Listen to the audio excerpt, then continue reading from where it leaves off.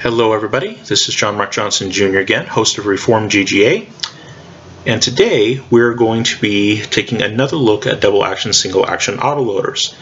In particular, we're going to be discussing myths, very common gun myths, and we're going to be looking at three areas of myth. One is dry fire, the second is cleaning, and then the third is spring compression. So go ahead and get a deep seat in the saddle. We're going to be covering a lot of ground today. And before I get into any of these myths in particular, I want to talk about the general nature of gun myths. When it comes to guns, there are certain areas that should be treated as absolutes, particularly gun safety. The 4 rules of gun safety are absolute rules that you should never violate.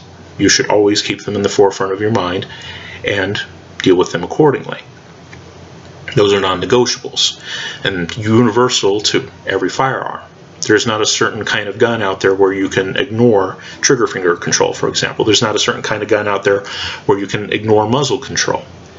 Okay, there's no gun out there where you can ignore those rules, and because of that, those rules are indeed absolute. But there are other areas of interest that are much more type and model specific, and in those areas, coming up with general universal statements that apply to everything just doesn't tend to work very well, because a lot of guns are very different in how they operate and how they run. And that's where a lot of gun myths come from, is when people take a universal statement, either positive or negative, and try to apply it across all guns in an area that in and of itself is not absolute. Gun safety is an absolute area, and because of that, it applies to all guns. But there are some things that don't apply to all guns equally. Our first example will be dry firing. I've heard the myth stated both ways, positively and negatively. You should never, ever, ever, ever dry fire a gun. Or people will say, dry fire the gun as much as you like. Absolute statements tending towards the extremes. The truth of the matter, though, is that it's going to depend on the kind of gun that you have.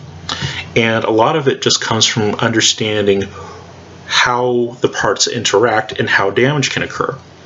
A lot of you guys who've been following my stuff know that I got into guns relatively recently, within the past few years. Well, past 2 or 3 years, not very long at all. Yes, I'd had guns before, yes, I've shot guns before and cleaned guns before and all those things, but I really wasn't into it and didn't really even bother buying my own until quite recently.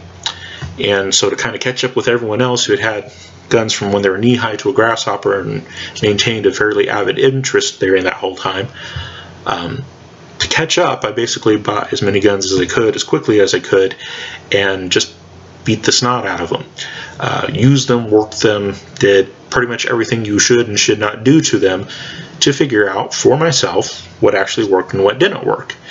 And one of the things that I do with my handguns a lot is dry fire them. And so when it comes to especially the issue of dry fire, I know what I'm talking about, because I've been there, done that, and have the repair bills to show for it. And the answer is that when it comes to dry fire, yes, it can damage the gun, but that damage tends to depend on how the different parts are working together. And to give you a basic explanation as to why dry fire will damage a gun in general, we need to consider the simple fact that the firing pin is usually some kind of hardened metal, hardened steel of some kind or another, and when you take out having a live cartridge in the gun, that firing pin is going to be impacting something else that's also usually made of some kind of hardened steel. And hardened steel is such that it has a granular structure when you look at it under a microscope. And normally what you want is for those grains to interlock. That gives it strength, but it also gives it a certain amount of play. When you take a piece of hardened steel, though, and you strike it very violently, you will subject it to a lot of force in a very short span of time, that grain structure will actually start to change progressively and progressively and progressively. And what happens is the grains will actually start to form layers, and they'll start compacting closer and closer to each other. And this actually makes the metal harder and harder and harder as it goes, but eventually going to get to the point where those grains can slide right past each other and something breaks. This is just a natural artifact of how hardened steel works. As it gets struck by a lot of force in a very brief period of time, the grains get rearranged, and eventually you get some kind of a shearing action. Hardened metals become more brittle when they are subjected to great forces in very short spans of time. And we see this not just when it comes to guns and dry firing damage that can occur with guns, but it occurs with other materials as well. Take a hammer, for example. A lot of hammers are, in fact, made out of hardened steel. And if you take that hammer and you use it on fairly hard objects often enough, eventually the hammer itself is going to fail. Sometimes it breaks off of the neck and the head goes flying somewhere, or the cylinder of the hammer itself, the main part that comes down and strikes, will actually get a giant chip in it, and that chip comes flying out somewhere. That's an example of what we're talking about here. It's a case of work hardening the metal. The granular structure gets compacted down, and it gets so that they can slide past each other, and when that happens, something's going to go. That's the basics of how it happens. Hardened metal hitting hardened metal under great force very quick. Now, normally when a gun fires, you have the bullet. Now, this is of course not a real bullet. This is just a dummy round. This is an A-zoom snap cap. But normally what happens is you have the tip of the firing pin, which is very thin. The rest of the firing pin is actually pretty thick, but the very tip of it is very thin, and it impacts the back of the bullets on the primer. And primer material is not hardened steel. The primer material that's going to be at the back of the cartridge is usually pretty soft, and it will slow down the firing pin just enough to keep it out of that region where you start getting work hardening that I was talking about before, where the grain structure changes. It slows it down just enough, not a ton, but just enough that it keeps it out of that zone for the most part. And because of that, if you're only firing live rounds that have that nice soft primer, you can get a gun to last a pretty long time without the firing pin or anything going bad. But when you take that bullet out of the equation, that firing pin, well, it's not going to keep going through the barrel. Instead, there's going to be something mechanically in the firing pin channel that is going to stop the firing pin from coming the rest of the way forward. Sometimes it's the neck of the firing pin channel. What happens is you have the firing pin, the very tip of it is small, but the rest of the firing pin is actually pretty big, and there'll be a neck somewhere in that channel that will keep the rest of the firing pin from going through. Just a little end comes through most of the time, and the neck is going to stop the rest of it from coming through. And the neck of the firing pin channel is made out of hardened steel. Another thing that a lot of guns will have inside of them is some kind of retaining pin that actually interlocks with the back part of the firing pin. And that retaining pin, again, is going to be some kind of hardened steel. Might be somewhat mild, but it's usually some kind of a steel that's at least somewhat hard, and eventually it's going to have problems as well. Okay. That's the basics. And yes, eventually something is going to go wrong along those lines. But it depends on the type of gun more than it does on anything else. For example, a rimfire gun, you have just the itty bitty tip edge of the firing pin. If there's no round in the gun in this case, you're truly dry firing it, there's nothing in it. If you're truly dry firing it, that itty bitty tip of the firing pin is going to smack the back end of the chamber. The barrel chamber is going to be right there. It's hardened steel. A very small portion of hardened steel in the firing pin going to be making direct contact again and again and again. It's going to break pretty quickly. In the case of double action, single action autoloaders like I've been talking about, you usually don't have the small part of the firing pin making direct contact with anything. It's usually either the neck or it's contacting the retaining pin somewhere along the line. And that takes a lot longer to damage. Okay, you're dealing with a bigger section of material, and so it's going to take a lot longer for damage to start to show up. And because of that, double action, single action autoloaders can survive a much higher number of dry fires. I've experienced this myself. Most of the time, when it comes to dry fires, it's somewhere between the 500 and 1500 pseudo round mark. 500 to 1500 times of dry firing it before I'll see any major damage where either I break a firing pin or I break a retaining pin. Another kind of dry fire damage that you can get that doesn't have anything to do with the firing pin itself, that action, but just simply mechanically working the gun, is actually the return trigger spring. If you have a really strong return trigger spring and you keep pulling it again and again and again, eventually you can actually get it to break. And I've done that, how many times has that been now? At least twice, maybe 3 times, at least twice. I've broken a return trigger spring. It's hard to keep track of this after a while, but 2 or 3 return trigger springs I've managed to break. We'll just put it like that. And it's nothing that I consider to be too big of a deal, because that's kind of what I was planning on doing with the guns anyways, is just pushing them until they break. But double action, single action guns can handle it more than rimfire guns can.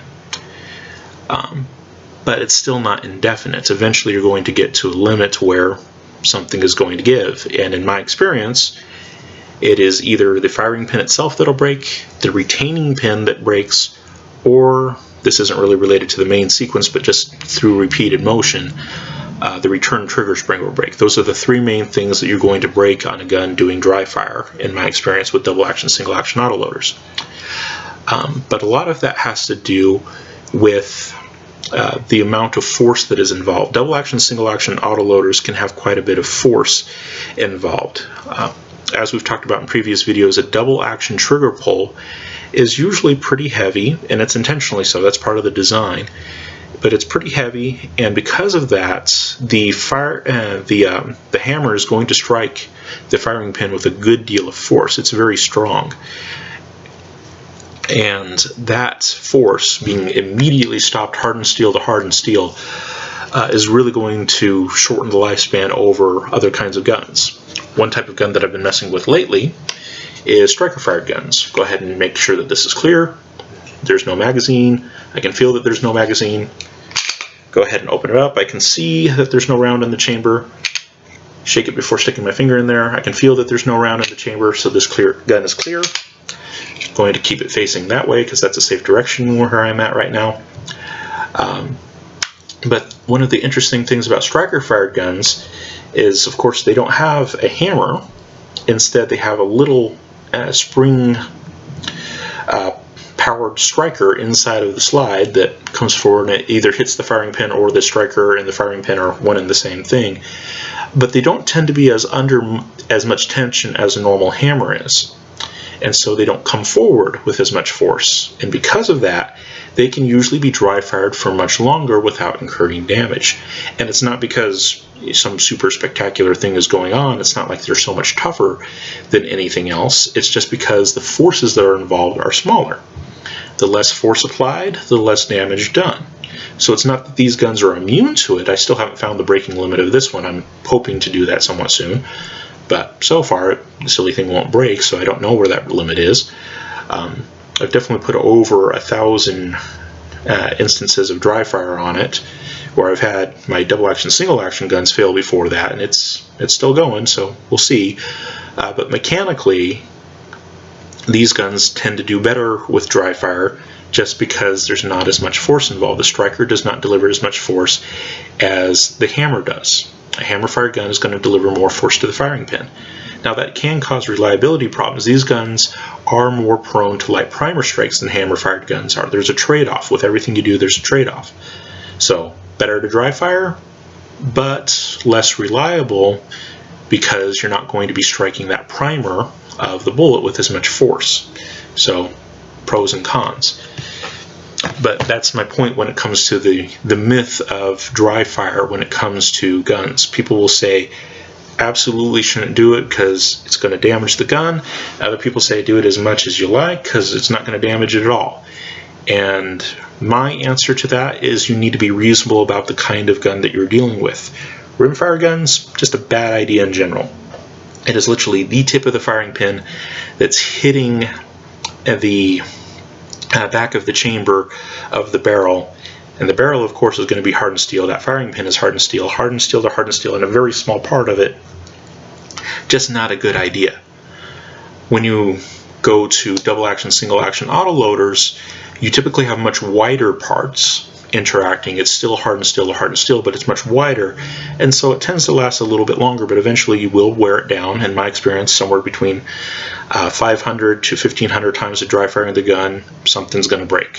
Firing pin, retaining pin, return trigger spring, somewhere in there it's going to break if you're don't have anything in there to dampen the blow. Snap caps can be a good way to dampen the blow. Like I've mentioned before, these ones don't last very long, only about 250 times of dry firing, and then they're toast. There are some snap caps that are made, I believe, by Tipton that actually have a spring-loaded plunger in the back, and those can last for thousands of dry fire instances, and those are really good things to have and really good things to use.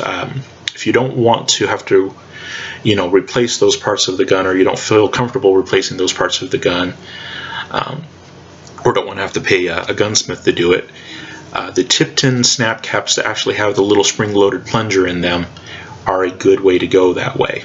But in the spectrum of things, double action, single action autoloaders are more resilient to dry fire problems than rimfire guns are. And then going up from there, you have striker fire guns. Striker fire guns tend to be even more resilient to dry fire damage, but it does come at a cost, and that is that they do not tend to strike as hard.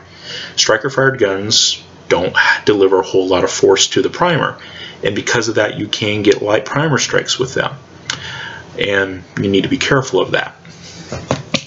So the whole issue of dry firing and that kind of thing, the big answer is that it depends on the type of gun. That's my main point. So will dry firing automatically always hurt a gun?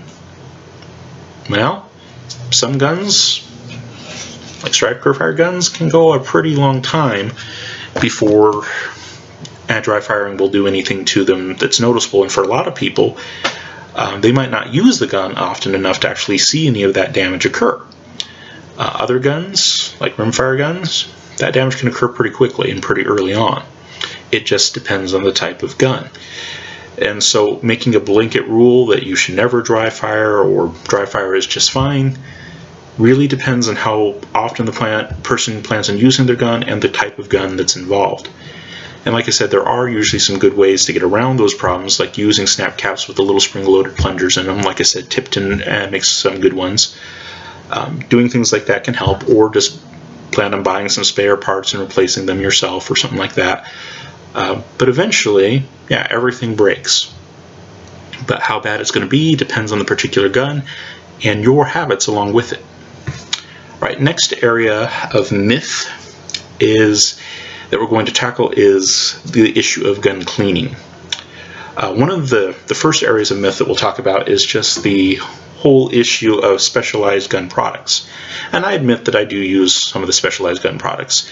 This is an example of what I would consider to be a fairly extreme product. I like it. It does exactly what it's supposed to do, but it also comes with a fairly hefty price tag. This is Lucas Extreme Duty Gun Oil.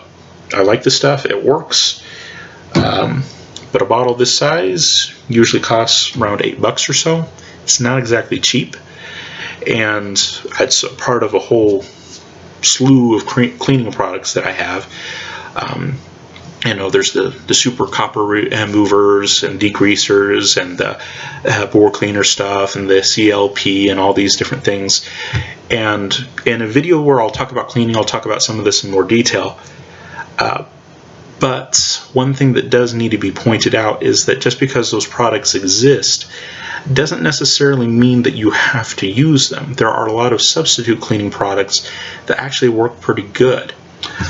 Now, one of the advantages of using the specialized super duper products is that they are approved for gun use, and so if you have a gun that is still under warranty, this will keep you in that warranty. There's a lot of warranties that will say that if you use products on the gun that are not approved for gun use, that you void the warranty. And if you're trying to make use of that warranty, you don't want to violate it, so you use the super duper gun approved products.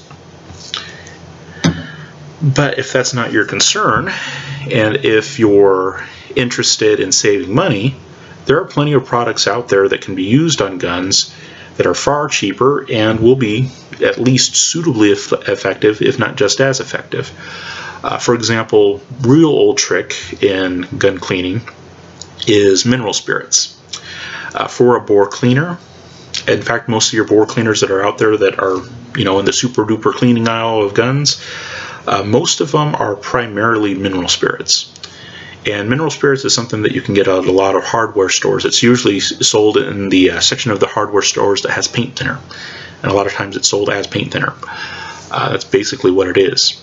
It's sold as, they'll either call it mineral spirits, sometimes they'll call it white spirits, sometimes they'll call it Stoddard solvent. It's all basically the same thing. And in terms of metal, it's basically a degreaser that is sold for cleaning metal parts. Guns are hardened steel.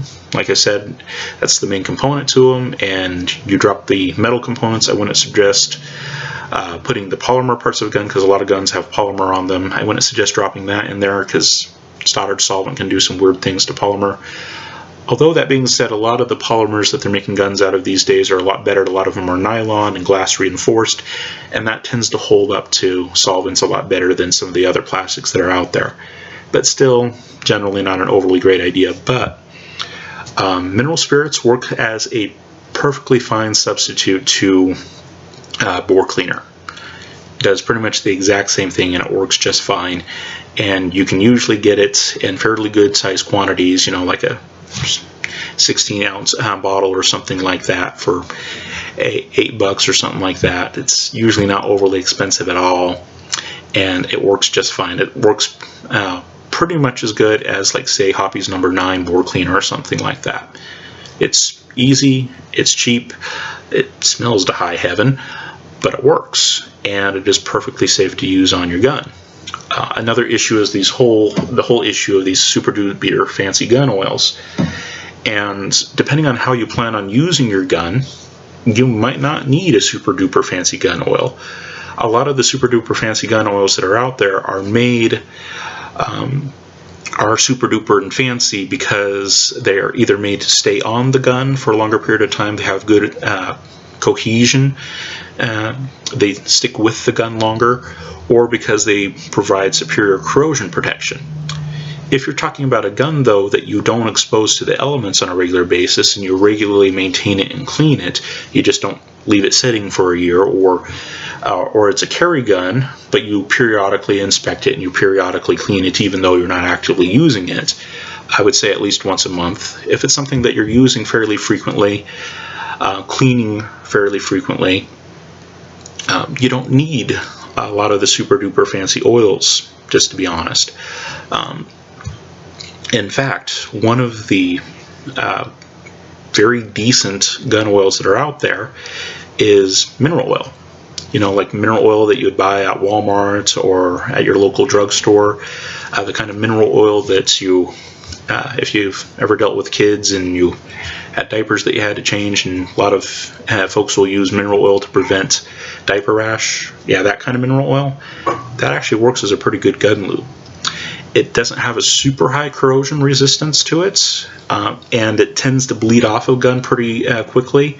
So if you plan on firing, 100 or more rounds in a shooting session, not a great idea to use it. But if you're someone that when you do go shooting, it's usually 50 or less rounds, and you're someone that regularly inspects your guns and regularly reapplies extra oil, when you do inspect your guns, like I said, at least once a month, mineral oil works just fine. And another advantage of mineral oil is that it's pretty inert stuff. As far as something that you would handle that you don't want to damage yourself, mineral oil works just fine. So mineral spirits for bore cleaner and mineral oil for your lubricants work just fine. You don't need the super duper fancy duty stuff. Now, those are things that work for people that are kind of low maintenance. They don't plan on firing a whole lot of rounds in a single session, and they're going to stay up on their maintenance and regularly inspect the guns and check and make sure that they've still got lube on them and whatnot. If you're someone, though, that wants to push your guns a little bit more, you want to be able to fire more rounds in a session, and you don't want to have to be reapplying lube all the time, another relatively cheap alternative, it's certainly a lot more abrasive, in terms of handling it. But another material that works just fine are automotive products.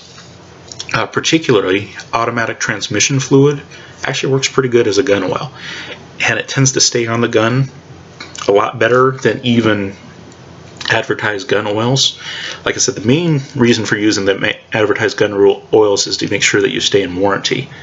But if that's not a huge concern, automatic transmission fluid works pretty well as a gun oil. Like I said, the mineral spirits actually works pretty good as a cleaner for just about anything. I wouldn't bother with any other cleaners. Mineral spirits is good, solid stuff. But in terms of oils, automatic transmission fluid works pretty good. In terms of the material safety and data sheets, it's pretty much everything that you need and then some, and it works real well. Automatic transmission fluid is great. On the engine oil side of it, 10W30 and NW40 tend to work pretty good as well. Usually not a whole lot of bleed off or anything like that. They work real well. Some people will use like high temperature lithium greases on their guns and whatnot, and personally I don't suggest that, just because lithium greases that you would use for cars and stuff like that, sometimes they don't work very well when things are cold, and guns already are a little bit temperature sensitive that way anyways. Lots of guns don't like cold weather, and so adding a lubricant that also doesn't like cold weather is not a great idea. But for something that's cheap and relatively easy to access, automatic transmission fluid and engine oil, either 10W30 or 10W40, works pretty well. And relatively cheap, relatively easy to use. Like I said, it's going to be more abrasive to handle than mineral oil, but it will stay on the gun better, and it will also prevent you from having to re-oil in a shooting session if you plan on firing a large number of rounds. And you also don't need to be as meticulous in making sure that you reload your carry gun or something like that. You still need to inspect it from time to time, and at least once a month is a good idea, preferably more. Just for me, it's usually every time before I holster up, basically, I inspect the gun and make sure that it's decently lubricated and whatnot. But with those kinds of things, it's going to be less. So the first cleaning myth is, do you need the super duper fancy gun cleaning things? Ultimately, no. For a lot of people, mineral spirits and mineral oil will work just fine.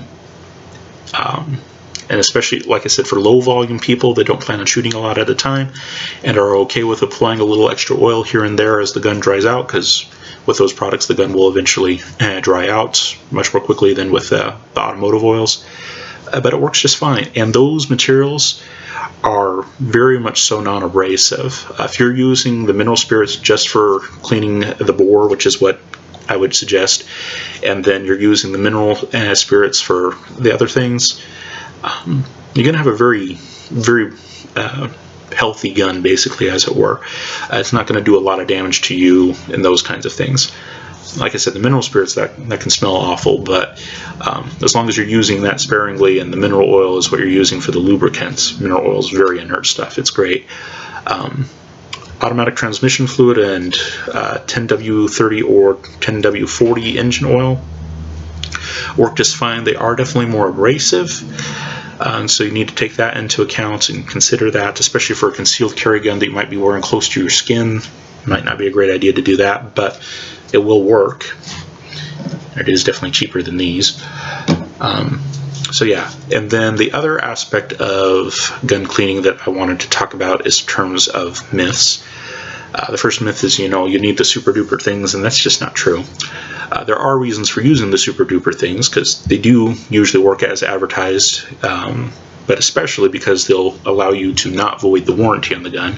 That's the main reason I would suggest for using them. If you have a new gun that's still under warranty, use the approved products. And that way, if something comes up, you can contact the manufacturer and say, hey, I did everything that I was supposed to, fix my gun, please.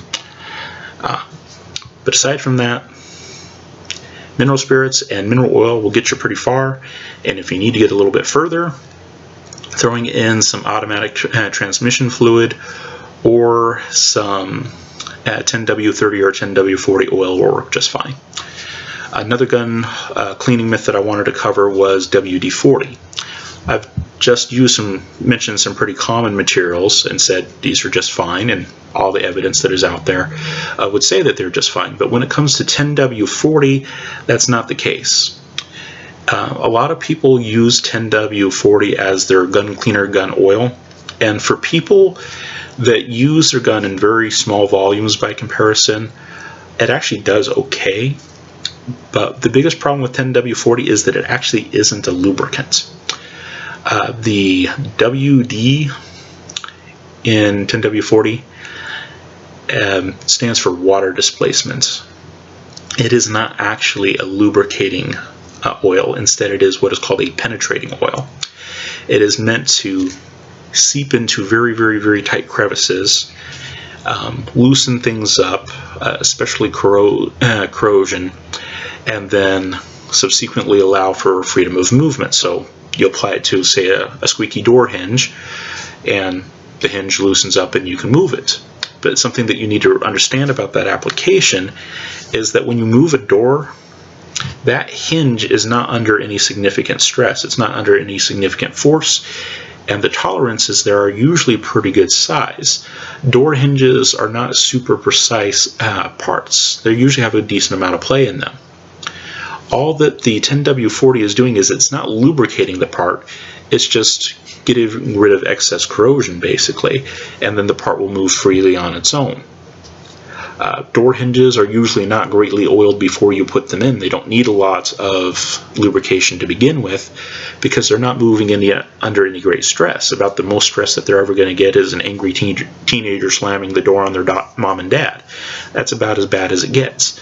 But they don't move with nearly the force or speed that you're going to see inside of a gun, or say something like a car engine or anything like that that needs a real lubricant. 10W40 is just not simply designed for that. And 10W40 actually is mostly mineral spirits. It's about 50% mineral spirits. Only about 25% actual oil, and then the other 25% is various other products that help with the penetrating aspect of the penetrating oil. And with 10W40, after a while, eventually you'll start to get a buildup because of all the extra stuff that they add to it. Like I said, it's about 50% mineral spirits. That basically evaporates out. About 25% of it is actually some kind of oil, and that'll stick around. But then there's another 25% of it that's various other chemicals, and that, mixed with that little bit of oil that's in there, winds up becoming a goopy paste after a while, and that can cause some very significant issues. Because that goop does not really like to move. And I've had guns where I've used penetrating oil on them, various penetrating oils, not just 10W40, but various ones. And with penetrating oils, the result is always the same. Initially, the gun will be really smooth and it'll feel great, and then after everything dries out, there's a paste that forms in there, and if you run enough rounds through it, it will eventually cause the gun to seize up, and eventually you'll wind up having to strip the gun down and do a real thorough job on cleaning it. Lots and lots and lots of mineral spirits or bore cleaner or whatever, but you're gonna eventually get to the point where you're just going to have to strip the thing down. Now, like I said, there's some people out there that don't use their guns very much, and because of that, there's not much paste that gets built up in the gun. And for those kinds of people, and especially depending on the kind of gun, it's not going to be a big issue. With guns that don't have pieces that move under a great deal of force, 10W40 actually works just fine. For example, a pump-action shotgun, there are pieces that move, there's the pump action, but it moves under the force of your own hand. And you're not going to move any of those mechanisms nearly as fast as they would move under the actual recoil impulse of the bullets. You're moving it by hand, and you might be quick on getting the action out there, but you're not going to be that quick. And so 10W40 on a gun like that, where you're manually moving the parts that move, that can work out just fine. And the same thing, for example, with a revolver. When a revolver cylinder spins, that's not recoil force that's causing it to spin. that's either you thumbing back the hammer, or in the case of a double action trigger pull, it's the trigger pull that causes the cylinder spin. It's not moving under recoil, it's your motion, and your motion tends to be rather slow and pathetic. And there's not a lot of force there, and because there's not a lot of force there, there's not a lot of lubrication that's needed. In those cases, yeah, WD-40 will work just fine. The problem is when you're dealing with something that actually is moving under the force of recoil, or under the gas, or through the action of the gas system or something like that, where it is actually the bullets in some way, shape, or form, or more precisely the cartridge, and especially the cartridge being set off, that actually moves the key parts that causes the problem. And in those guns, especially if you plan on putting a lot of rounds through them in a particular shooting session, then you can get problems. Like I said, if you're a low volume shooter, and especially if you're dealing with guns that you're manually moving the parts that move, WD-40 will work okay. But as the volume of rounds climbs, and especially if you're dealing with situations where the cartridge is what's providing the force that moves the pieces that move, then WD-40 doesn't work so great anymore. Now, WD-40 does have some preservative qualities to it. It's actually not terrible at preserving metal and those kinds of things. So for a gun that you're going to leave alone for a little while, it does okay. Mineral oil does just fine too. But it does have some preservative qualities, and for that it might be useful. But generally I would not recommend using WD-40 just because of my experience with penetrating oils. Eventually it can catch up with you. Now, if you don't use the gun very often and you don't keep it around for very long, well, it might wind up becoming someone else's problem. But generally, there's lots of products out there that can be used on guns. WD-40 is not what I would suggest. Was I calling it 10WD-40 before? I'm sorry. Just WD-40. WD-40 is not what I would suggest. It is a penetrating oil. It is not a lubricating oil, and really should not be used as such. It does have a fairly high concentration of mineral spirits, and because of that it can actually make a decent cleaner. But it also, like I said, includes about 25% excess compounds that'll just gum things up. And because it is basically mineral spirit, it can be somewhat abrasive on certain polymers. Like I said, most gun polymers today can actually stand up to it pretty well, but if you're dealing with an older polymer gun or one that's kind of cheap, that can be a little bit iffy. So take that under advisement. But if you're looking for a cheap way to clean your gun, 10W40 is not what I would suggest. There are better products out there. As I mentioned before, mineral spirits for your bore cleaner and mineral oil for your lubricants, and preservative is very cheap, very easy to use, typically much gentler on you. Mineral oil is very much so. Non-abrasive, non-caustic, it's pretty inert stuff. It's not going to cause any major problems. And then engine oil will work, and automatic transmission fluid will work. Those are definitely going to be much more abrasive, and they're definitely going to have a unique smell to them and all that, and not usually considered safe to handle bare hands, and certainly not if you get a cut or something like that, those kinds of things, but they will work. Alright, so those are the main gun cleaning myths that I wanted to cover. And then last but not least, magazine springs. Well, actually just springs in general. Again, this is one of those issues that is a matter of extremes. Same thing with cleaning. People will say, oh, you should never use a product that's not designed for guns on guns. Or people will say, oh, any product out there is fine. Well, it usually depends on the situation. Like I said, I personally wouldn't recommend I usually would not recommend WD-40 as a gun cleaner. But there are certain kinds of guns that the issues with WD-40 just simply aren't going to matter. Like I said, parts that are moving under your own power, like in pump shotguns and those kinds of things, not going to be that big of an issue, and they don't really require a lot of lube anyways, so yeah, not really worth worrying about. But a lot of semi-autos, again, not really a great product. It depends on the situation, and the same thing with other products. Do you need the super duper fancy oils and cleaners? Not really. I like using them for warranty purposes, but they're not absolutely necessary. Mineral spirits and mineral oil will get you pretty far. And when it comes to springs, similar things can be said. Some people will say that spring compression, where the spring is compressed down, where it's put in its closed position, some people will say that absolutely does not hurt the spring at all. And then other people are like, no, don't do that, otherwise you're going to ruin everything. Again, my experience is somewhere in between.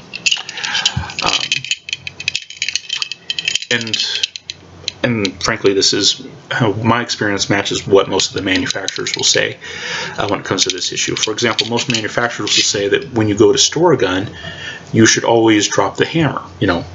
Put in a dummy round or something like that so you don't get dry fire damage. But they always suggest that when you go to store a gun for a prolonged period of time, always make sure that you drop the hammer. You pull the trigger, hammer drops, and make sure that the spring that is pulling on that hammer is fully forward, that it's not under maximum tension. And that's the way that they suggest that you store it. If you're going to store it for a long period of time, don't do it under maximum tension, because you're going to cause problems. And the same thing goes with magazine springs. If you look at people who have done actual tests on magazine springs to see what happens if you leave them stored for a long period of time, all the ones that I've seen come to the same conclusion. If you store a magazine spring fully compressed, that is fully loaded with rounds, for a long period of time, like say 4 or 5 years, somewhere in that time frame, or sometimes longer, what will eventually happen is that magazine spring will take a set. And what that means is that the point of elasticity will actually change. The point of center of elasticity is basically how long the spring is. When you take the spring out and you just let it naturally do its thing and you measure how long it is, that is its point of elasticity, the point that it wants to go to. When you take a spring though and you put it under tension for a long period of time with some temperature changes in there, humidity changes in there that might result in corrosion, whatnot, all those kinds of forces acting on it, the material itself is going to change a little bit. And it's going to develop a new center of elasticity, and that new center of elasticity is usually a little bit shorter than it was when it was new.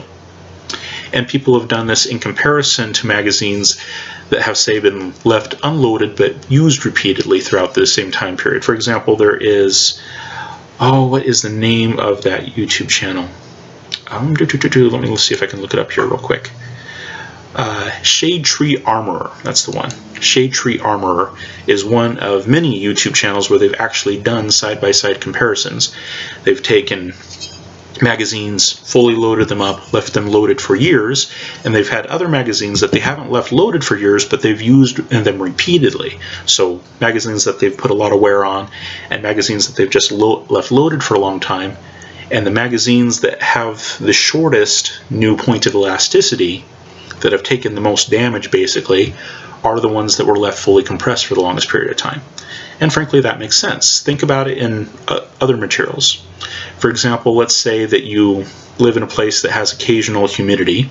I'm familiar with this because in my apartments there's not a proper vent in the shower, and so whenever I take a shower, the entire apartment becomes rather humid, and it's really annoying.